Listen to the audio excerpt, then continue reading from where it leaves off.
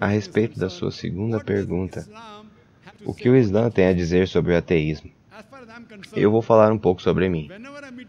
Sempre que eu encontro com um ateu, você é ateu, meu irmão? Não? Sempre que eu me encontro com um ateu, a primeira coisa que eu faço é dar parabéns a ele. As pessoas devem pensar, por que está parabenizando um ateu? A razão para eu fazer isso é porque a maioria dos seres humanos seguem uma fé cega. A pessoa é hindu porque o pai é hindu. A outra é cristã porque o pai ou a mãe é cristã. E até mesmo os muçulmanos. Muitos estão no Islã somente por causa dos pais. Mas o ateu é uma pessoa que reflete. Ele pode até ter vindo de um meio religioso, mas dentro dele algo o perturbava. Ele não conseguia concordar com a religião por causa de suas dúvidas.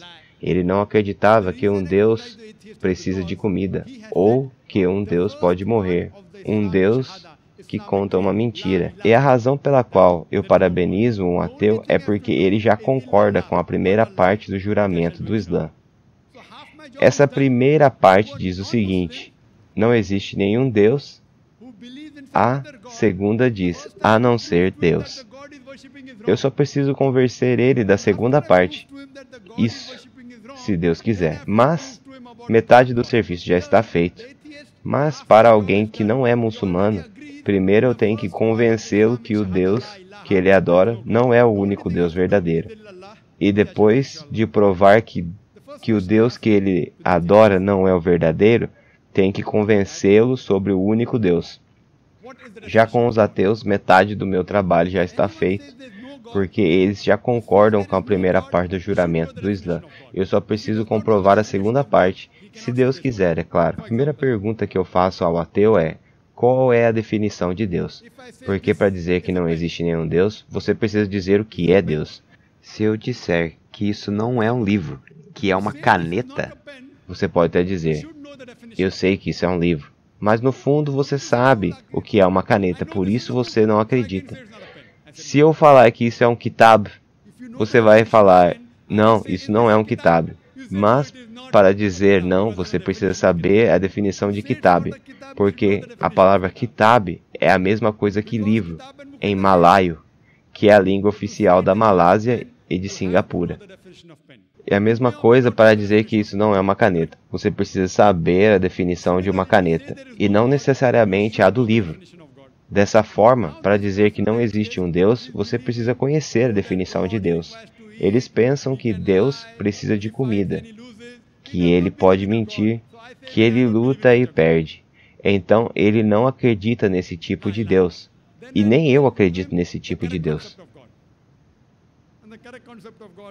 Então o que eu preciso é mostrar para eles o conceito correto de Deus, que é mencionado no capítulo 112, Ikhlas, verso 1 a 4, que diz o seguinte: Deus é um. Ele não tem início nem fim. Ele é absoluto e eterno. Ele não foi criado, nem tem filhos. E não existe nada igual a ele.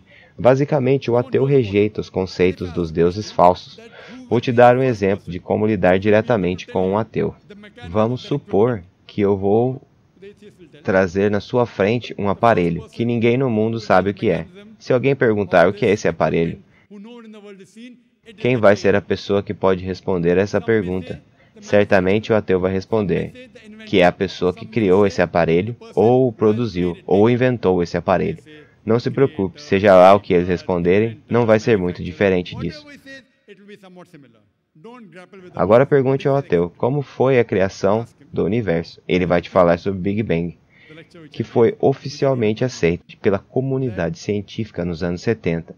É um fato importante que pertence à história recente da humanidade, mas o Alcorão já falava sobre o Big Bang e que o universo está em expansão há mais de 1400 anos atrás.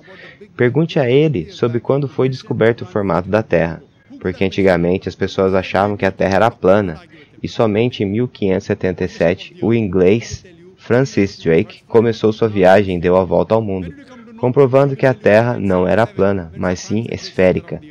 Porém, mais de 900 anos antes disso, o Alcorão já dizia que a Terra era esférica. Nesse momento, talvez o ateu comece a pensar que o profeta Muhammad era um cientista. Mas não debata com ele, continua. Diga a ele sobre a descoberta da origem da luz da Lua, que é refletida do Sol. E antigamente se achava que a Lua tinha luz própria. O primeiro cientista a comprovar que a Lua refletia a luz e não tinha luz própria foi Leonardo da Vinci, aproximadamente 500 anos atrás. Contudo, 900 anos antes dele, o Alcorão já dizia que a luz da Lua era refletida. E você pode citar todos os fatos que mencionei antes, e no final você pode perguntar ao ateu, quem poderia ter mencionado todos esses fatos de maneira tão precisa, muito antes da ciência conseguir prová-los?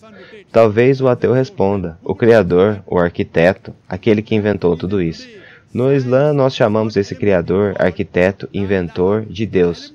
Por essa razão, hoje a ciência não está eliminando a Deus. A ciência está eliminando os falsos deuses.